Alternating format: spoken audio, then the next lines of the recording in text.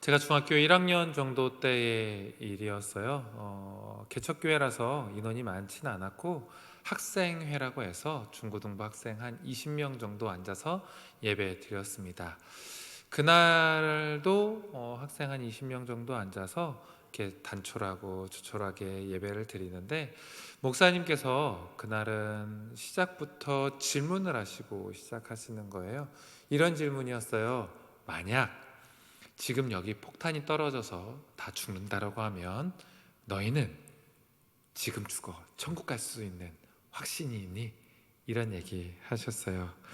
천국에 대한 확신, 구원에 대한 확신을 이야기하는 거였어요. 근데 그때 분위기가 좀 별로였어요. 왜냐하면 대답을 잘못했다가는 혼나는 분위기였거든요.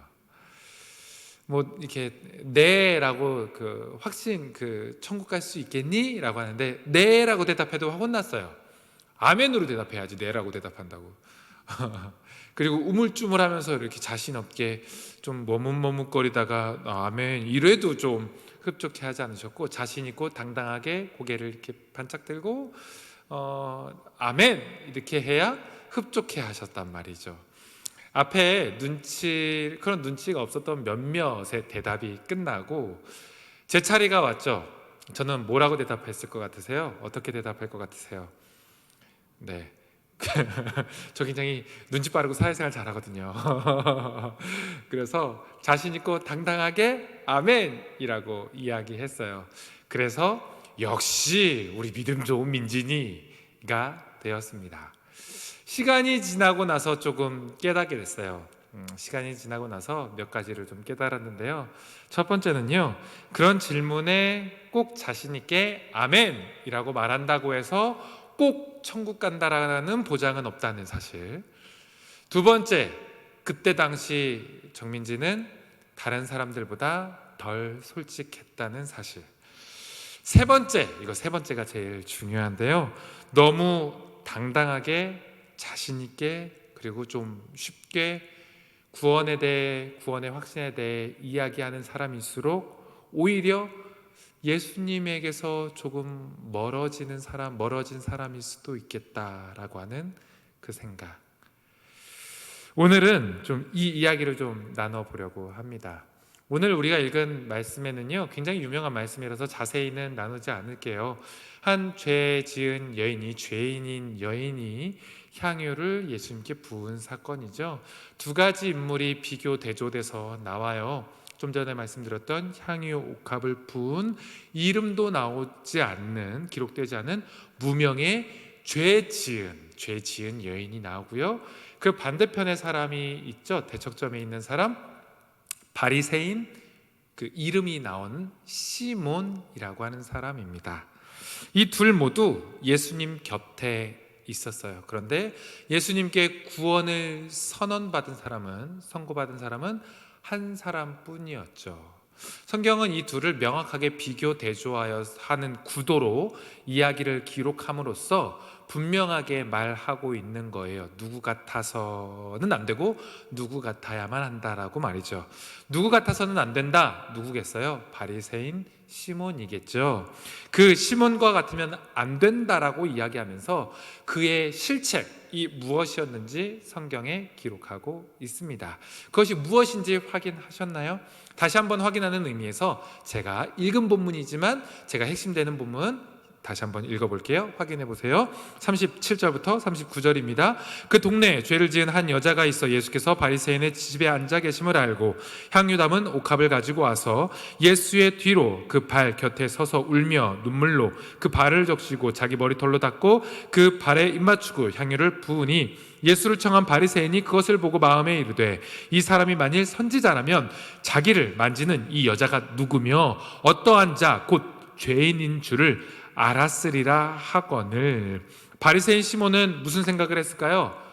저기 저 향유 옥합을 부은, 그래서 발을 닦고 있는 저 여자는 예수님께 손을 대면 안 된다라고 생각했어요. 나 같은 사람은 몰라도 뭐 이렇게 생각했는지 모르겠지만 저 여자는 예수님께 손을 대면 안 된다, 저 죄인은 안 된다라고 생각했던 거죠. 무엇을 따진 거예요? 자격을 따진 거예요. 즉 바리새인 시몬은 스스로 자격 있다 생각했는지 모르겠습니다. 그래서 본인이 초대해 놓고서 손님이었던 예수님을 시중들 생각하지 않고 시험했던 거죠. 이에 반면 여인은 어땠나요? 스스로 자격 없다 생각했어요. 몇 가지 성경에 나오는 정황적인 증거가 있는데, 특별히 저는 이 말씀을 보면서 이 여인의 모습이 너무나도 상상됐는데 한번 보실래요? 7장 46절, 너는 내 머리에 감람유도 붓지 아니하였으되 그는 향유를 내 발에 부었느니라. 많이 들어보셨을 거예요. 이런 이야기요. 팔레스타인 지역은 햇빛이 굉장히 뜨겁다. 그래서 낮 동안에 돌아다니기는 되게 힘든데, 혹여 낮 동안에 돌아다니다가 집에 들어오면, 실내로 들어오면 그 뜨거운 햇빛을 받았던 그 머리를, 그 두피를 진정시켜주기 위해서 기름을 바르는 것이 일반적이었습니다. 값비싼 기름은 아니고요, 일반적인 그때 기름은 올리브유, 감람유를 바르는 것이 일상적이었어요. 그래서 그 정수리에 부어서 두피를 진정시켰단 말이죠. 그런데 여기에 본문에 나오는 이 여인은 감람유가 아니라 값비싼 향유를 준비했고요, 집에 들어온 예수님께 그 향유를 부었습니다. 그런데 재밌는 것은 머리에 붓지 않았어요. 발에 부었어요. 왜 발에 부었을까요? 왜 발에 부었을까요? 뭐 이런 생각할 수도 있어요. 그녀가 굉장히 피부 전문 관리사라서 손님은 지금 두피가 아니라 발이 지금 위급한 상태입니다. 그래서 발에 부었다 생각할 수 있겠지만 이상한 생각이죠. 왜 발에 부었을까요? 저는 이 말이 어울릴 것 같아요. 감희라는 말이에요. 감희. 감히 그분의 머리에 손을 대지 못하고 있는 거예요. 그녀는 용기 내서 어찌저찌 해갖고 예수님 가는 데까지는 이르렀는데 거기까지였던 거죠. 그녀의 마음이 비스듬히 누워서 발을 뻗어 있는 그 예수님 가장 먼 발치에 있을 수밖에 없도록 한 겁니다. 그녀의 어떤 마음이요? 감희라고 하는, 내가 어찌라고 하는, 스스로 자격 없다라고 생각하는 그 마음이요.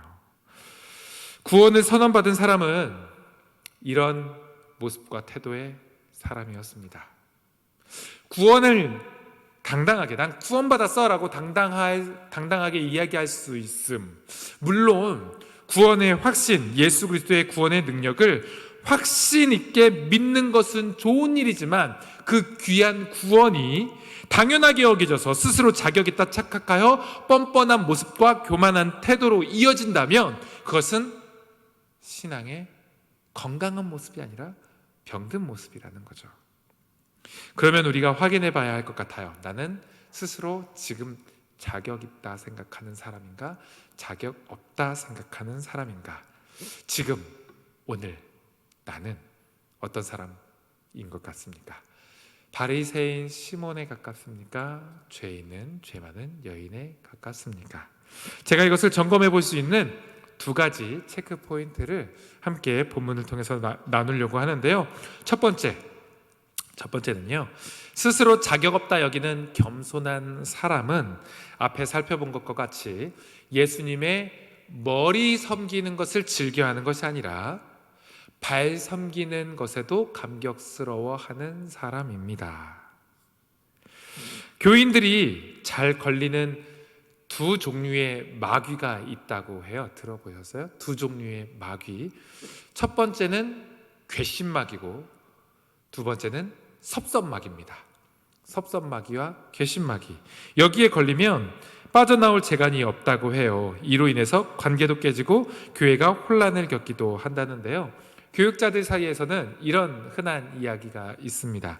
이 바닥에서, 이 교육자 세계에서, 목사 세계에서, 교회 사역하는 이 세계에서 생존하려면 뭐 설교 조금 못해도 괜찮고, 찬양도 조금 못해도 괜찮고, 신방하는 뭐 그런 모습들이 조금 어설퍼도 괜찮고, 행정이 조금 딸려도, 행정 능력이 조금 부족해도 괜찮은데, 이런 괘씸죄에 걸리면 용서받지 못한다고 해요. 괘씸죄.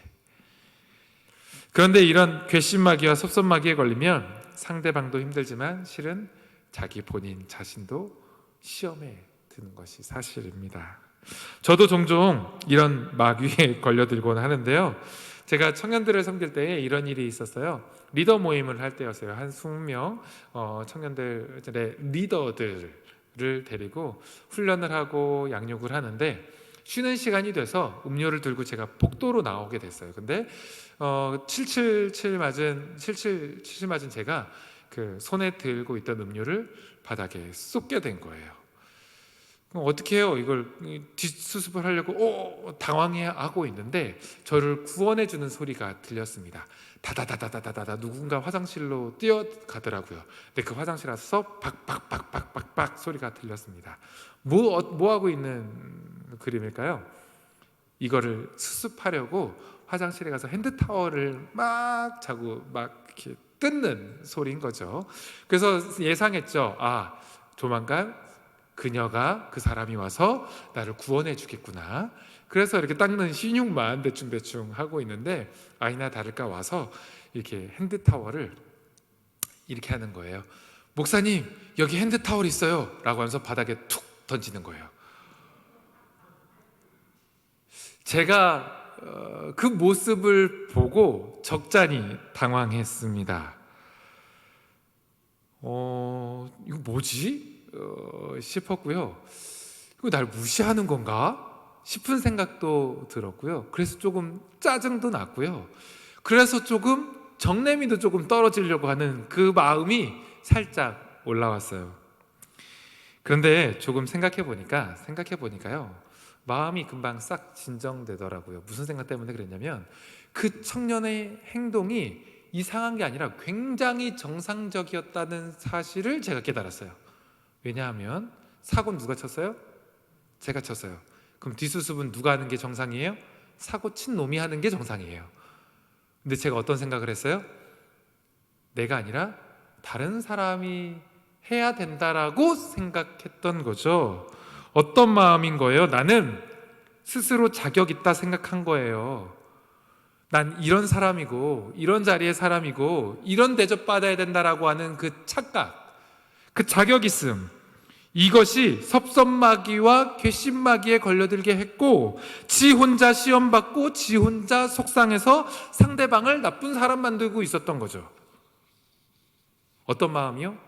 스스로 자격 있다 생각하는 그 마음이요. 여러분, 우리가 깜빡 정신줄을 잠깐 놓고 있으면요, 심심치 않게 이 덫에 걸리는 일이 있습니다. 주님의 몸된 교회에 내가 섬기는 일이 머리에 해당되는 일이면 어떻고, 아니 발에 해당되는 일이면 어떻고, 아니 손가락, 발가락, 발톱, 손톱에 해당되는 일이면 어떻습니까? 섬길 수 있는 것 자체가 감격이지 않습니까? 그랬던 적이 있지 않습니까? 그런데 어느덧 내가 언제 그런 존재가 된 것인 것 마냥, 우리가 언제부터 그럴듯해졌다고 허드렛 일은 네가, 그럴듯하고 폼나는 일은, 사람들에게 더 인정받는 일은 내가, 이게 되었단 말입니까? 우리가 스스로 자격 있다 착각하고 있는 것은 아니겠습니까? 이런 섭섭마귀, 괘씸마귀에 걸린 것은 상대방의 잘못이 아니라 스스로 교만해진 마음 때문에 그런 것은 아니겠습니까? 만약 그렇다면 예수님으로부터 멀어지고 있는 중입니다. 신앙이 병들고 있는 중이라고요. 구원을 선고받은 죄 많은 년이 아니라 바리새인 시몬과 같은 나인 거라고요. 첫 번째 체크 포인트입니다. 머리가 아니라 발을 섬기는 것으로도 감격스러워할 줄 안다. 두 번째 체크 포인트는 이겁니다. 스스로 자격 없다 생각하는 겸손한 사람들에게서 보이는 특징. 두 번째는 눈물입니다. 눈물이 있다는 거예요. 누가복음 7장 38절 그리고 44절, 예수의 뒤로 그 발 곁에 서서 울며 눈물로 그 말을 적시고, 그 다음에 44절이요, 그 여자를 돌아보시며 시몬에게 이르시되, 예수님이 말씀하시는 거예요. 이 여자를 보느냐? 내가 내 집에 들어올 때에 너는 내게 발 씻을 물도 주지 아니하였으되 이 여자는 눈물로 내 발을 적시고 그 머리털로 닦았으며 얼마나 그녀가 울었는지 눈물로 예수님의 발을 적시고 씻길 정도였답니다. 저는 이게 조금 과장법이 들어갔을 거라고 생각해요. 이 정도로 눈물을 흘리는 게 어디 있어요, 그렇죠? 발을 적시고 이렇게 닦일 정도로 뭐 어떻게 울어야 그렇게 울겠어요. 과장법이 있겠다 싶지만 그녀가 정말 엉엉 울었다는 것은 맞는 것 같습니다. 근데 생각해 보세요. 그냥 찔끔찔끔찔끔 운 게 흐느낀 게 아니라 엉엉 울었어요. 그러면 눈물만 나요? 콧물도 나죠. 눈물, 콧물, 범벅이 돼서 뭘로 닦아요? 깨끗한 천도 아니고 더러운 머리털로 닦고 있어요. 한 여인이 긴 머리를 풀어헤치고 눈물과 콧물이 범벅이 되어 그걸로 한 타인의 발을 닦고 있단 말이죠. 이게 어떻게 깨끗한 일이에요? 더러운 일이지. 이게 어떻게 아름다운 일이에요? 공포스러운 일이죠. 근데 예수님이 그것을 내버려 두셨어요. 가만두셨어요. 야, 더러워! 손 빼! 발로 차지 않으셨다고요. 무엇 때문에요? 그녀의 마음 때문에요. 어떤 마음으로 그녀가 눈물을 흘리고 콧물을 흘리고 자기 머리털로 향유를 부어서 발을 닦고 있는지 그 마음을 아셨기 때문이겠죠. 자격 없다 생각하는, 감히라고 생각하는 그녀의 겸손한 마음이요. 여러분, 말씀을 통해서 한 가지 확인해 보셨으면 좋겠어요. 요즘 눈물 있으세요? 눈물 흘려 보셨어요? 그냥 억울하고 분해서 운 거 말고요, 속상해서 운 것 말고요, 아이고 내 신세야, 내 인생아 그러면서 신세한탄격으로 흘렸던 그 눈물 말고요, 드라마 보면서 흘렸던 눈물은 더더욱 말고요. 그 신앙생활을 진지하게 시작하셨던 분들은 늘 이 추억이 있으시더라고요. 전부여 의지 없어서 손들고 옵니다. 주 나를 박대하시면 나 어디 가리까. 밤이 새도록 이 찬양 부르며 자격 없는 나를 받아주시고 사랑하시고 용서해 주신 그 예수님의 은혜를 생각하며 눈물 흘렸던 추억 말이죠. 근데 그리스도인에게는 그것이 단회적인, 인생에서 한 번밖에 없는 혹은 과거로 끝나는 그런 은혜의 추억, 그것으로 만족해서는 안 됩니다. 오늘 나의 은혜의 감격의 눈물로 계속 이어져야 한다고 믿습니다. 그것이 그리스도인이고 주님 안에서 주님과 가까이 머물며 은혜를 공급받는 사람의 특징이라고 믿습니다. 몇 년 전이었어요. 제가 섬겼던 청년의 이야기인데요. 한 자매가 있었습니다. 그 형제 자매 할 때 자매요. 언니와 동생이 있었어요. 그런데 어머니가 없이 자랐어요. 아버지와 할머니 손에 자랐습니다. 주로 아버지는 지방 출장을 다니셨고요, 할머니 손에 길러졌었어요. 제가 만나 뵀던 그 당시 나이가 83살 나이셨어요. 어려서부터 이 자매들은 어머니 없이 할머니를 어머니 삼아 그 빈자리를 할머니로 채움받고 살았던 그런 가정인데요. 그 할머니가 굉장히 믿음 좋은 교회 권사님이셨어요. 얼마나 믿음이 좋으셨는지 애들이 그 자매가 아침에 눈을 뜨면 바로 그 자리에서 찬양하며 예배하고 하루를 시작하게 만들었던 그런 믿음의 할머니셨습니다. 이 자매들에게 정신적, 신앙적 지주셨던 거죠. 그런데 언제나 함께 해줄 것만 같았던 그 할머니가 아프기 시작하셨어요. 그래서 당뇨 합병증으로 왼쪽 다리를 갑자기 이렇게 잘라내셨어요. 그리고 오른쪽 남은 한쪽 다리도 잃을 뻔하셨는데 가까스로 살렸어요. 뿐만 아니에요. 심신이 좀 쇠약해지시다 보니까 치매기가 오신 거예요. 오락가락 하시는 거예요. 그것뿐만 아니에요. 헛것이 보이기 시작한 거예요. 그래서 아무도 없는 천장에 대고 아무도 없는 벽에 대고 아무도 없는 문에 대고 얘기를 하시기 시작한 거예요. 그분은 치매라서 그럴 수 있겠지만 함께 사는 사람들은, 그리고 청년이었던 20대 두 자매는 얼마나 그게 무섭겠어요. 근데 또 시간이 지나니까 또 그러려니 그랬어요. 이런 할머니를 돌보느라 자매 중 언니는 대학교를 졸업하고 취업을 해야 되는데 취업도 포기하고 지극정성으로 할머니 돌보는 일에 전념을 했습니다. 그래서 할머니가 호전되었다면 좋았겠는데 호전되지 않았어요. 안 좋아지셨어요. 그래서 급기야 잠을 못 주무시는 상황이 된 거예요. 하루, 이틀, 3일, 밤으로 낮으로 계속 헛소리를 하시며 안 보이는 대상과 대화를 하시면서 지내시는 거예요. 본인만 못 주무시는 게 아니라 거기 있었던 가족들도 함께 잠을 못 자는 지경이 된 거죠. 그래서 저에게 그 자매들이 SOS를 쳤어요. 목사님 오셔서 좀 예배 좀 드려주세요. 그래서 제가 가서 예배를 인도하며 찬양 인도를 했는데요. 찬양을 인도하면서 막 찬양을 하기 시작하는데 잘 드시지도 못해서 잠도 못 주무시고 잘 드시지 못하니까 얼마나 이렇게 앙상하셨겠어요. 아직도 그 몰골이 그 모습이 선한데요.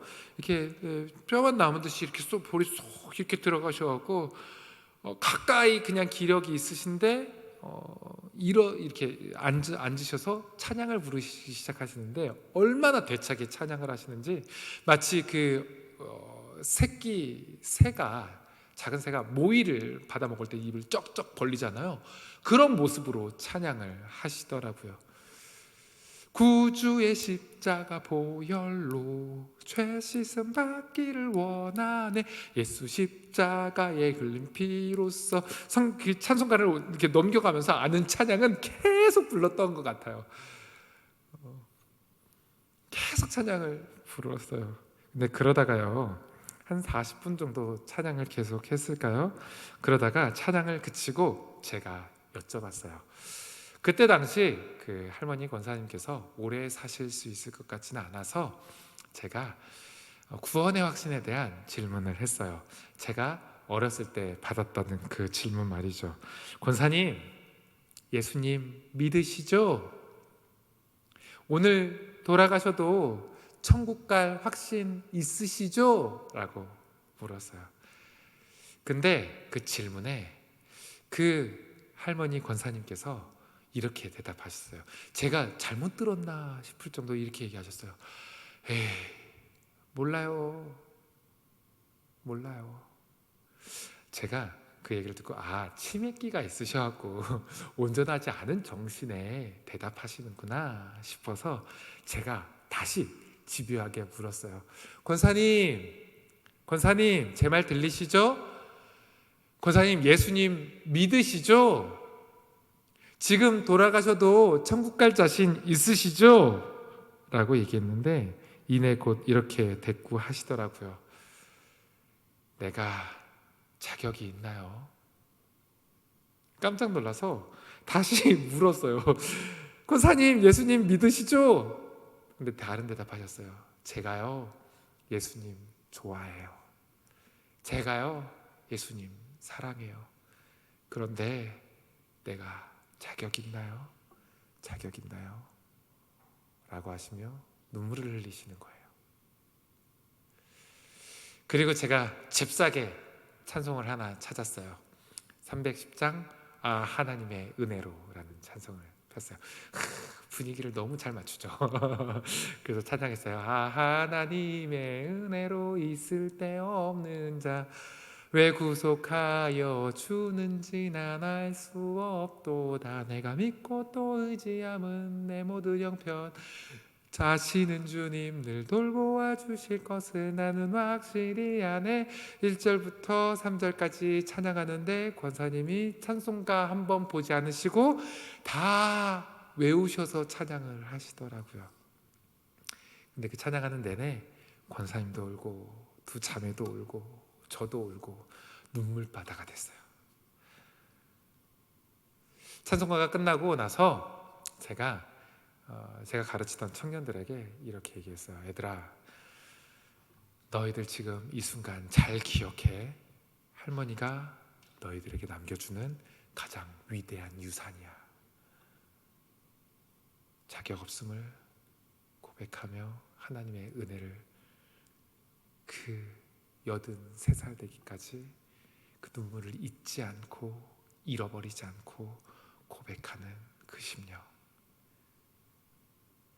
제가 예배를 드리고 나오면서 하나님 앞에서 이런 소망 가졌어요. 하나님, 제가 살다 보면 어디 다칠 수도 있고, 그리고 내가 만났던 권사님처럼 한쪽 다리도 잃을 수 있고, 한쪽 팔도 잃을 수 있고, 치매도 올 수 있고, 그렇게 건강도 잃을 수 있는데 스스로 자격 없다 생각하는 이 겸손만은 잃어버리지 않게 해주세요.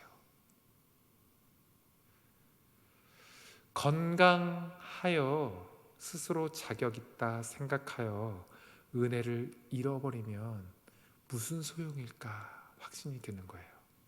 반대로요, 한쪽 다리 없어도, 한쪽 팔 없어도, 정신 오락가락해도 스스로 자격 없다 감이라고 하는 그 생각 가운데 은혜의 물줄기가 끊이지 않으면 그것이야말로 진짜 행복한 인생이겠다 싶은 거죠. 이 마음의 소망이 저와 여러분들 가운데 일어날 수 있길 축복합니다. 우리가요, 교회 생활하고 신앙생활하다 보면, 그렇게 연수가 쌓이다 보면 익숙해지는 것에 주의해야 될 것 같아요. 예수 그리스도께 익숙해져요. 그가 지셨다는 십자가에 익숙해져요. 그의 죽으심에 익숙해져요. 그의 부활에 익숙해져요. 그 구원의 선물에 익숙해진단 말이죠. 그래서 당연한 것으로 받아들여지는 거예요. 해서 구원의 은혜가 당연해짐으로 눈물이 마르기 시작한다면, 그러면 우리의 영적인 그 사막화가 진행되는 겁니다. 그렇게 뻔뻔해지고 감사가 사라지고 괘씸하고 섭섭한 것만 마음에 쌓여 분노와 원망, 그렇게 평안이 사라짐.